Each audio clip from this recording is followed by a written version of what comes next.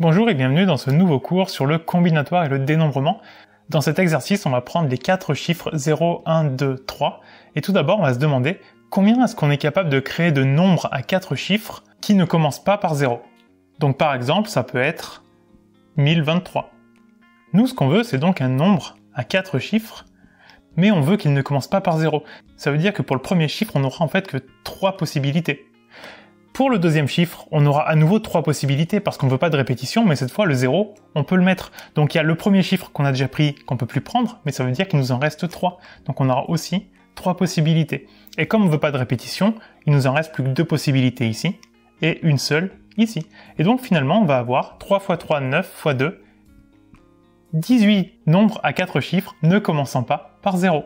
Petite parenthèse pour te parler de La Matinale, le programme que j'ai développé. C'est un programme qui permet d'apprendre, de comprendre et de réviser tout le programme de maths, de première et de terminale. Allez, viens avec moi, je vais te montrer comment La Matinale va t'aider à cartonner en maths au lycée et après. Dans chaque cours, tu auras accès à l'ensemble de mes vidéos pas à pas. Une vidéo d'explication du cours est suivie de nombreux exercices d'application où c'est à toi de jouer. La fiche résumée que tu trouveras en bas de chaque chapitre t'aidera à revoir l'essentiel en un coup d'œil. Et pour terminer, sous chaque vidéo, il y a un espace dans lequel tu peux me poser toutes tes questions, donc t'es vraiment jamais tout seul. Pour bénéficier de La Matinale, tu peux t'abonner soit sur un mois, soit sur un an. Et pour cette vidéo, je t'offre 10% de réduction grâce au code YouTube10.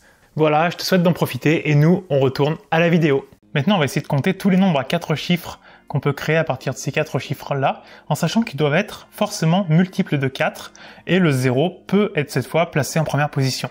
Alors tout d'abord, ce qu'on peut se demander, c'est être multiple de 4, qu'est-ce que ça veut dire? Alors le critère de divisibilité par 4, c'est le nombre formé par les 2 derniers chiffres de notre nombre est divisible par 4, ou est un multiple de 4. On va donc voir toutes les possibilités qu'on peut avoir pour les 2 derniers chiffres de notre nombre à 4 chiffres. Donc on aura nos 4 chiffres dans notre nombre, et on va voir les 2 dernières possibilités. Si on fait commencer par 0, on aura donc 0,1, 0,2, 0,3, clairement c'est plus petit que 4, donc ça ne peut pas être multiple de 4. Donc forcément, ici, on n'aura pas le 0, c'est impossible. Maintenant, si on y met le 1, on peut avoir donc 10, qui n'est pas multiple de 4, 12 qui est multiple de 4, donc 12 on va le retenir, et 13 qui n'est pas multiple de 4. Maintenant si on fait commencer par le 2, donc on aura 21 qui n'est pas multiple de 4, 20 qui est multiple de 4, donc on va le retenir, et puis on aura 23 qui n'est pas multiple de 4. Et enfin si on fait commencer par le 3, on aura donc 31 qui n'est pas multiple de 4, 30 qui n'est pas multiple de 4, 32 qui est multiple de 4, donc on va le retenir. Donc finalement, l'exercice est un petit peu différent, il revient à se demander combien de nombres à 4 chiffres on peut créer, en sachant qu'ils vont se terminer par 12, par 20 ou par 32. On va d'abord voir pour 12, et puis vous verrez ensuite que c'est très simple pour les deux autres. Si on veut que notre nombre finisse obligatoirement par 12, combien on a de possibilités avant? On a donc 1 et 2 cases à compléter. Il nous reste que 2 chiffres, puisque le 1 et le 2 sont déjà pris, donc là on a 2 possibilités, et là on n'a plus qu'une possibilité. Donc finalement, on va avoir seulement 2 nombres à 4 chiffres se terminant par 12, donc respectant bien les conditions. Et ce problème, c'est exactement le même pour 20 et pour 32. À la place du 12, si on met le 20 ou si on met le 32, finalement, on n'a plus que 2 possibilités toujours devant.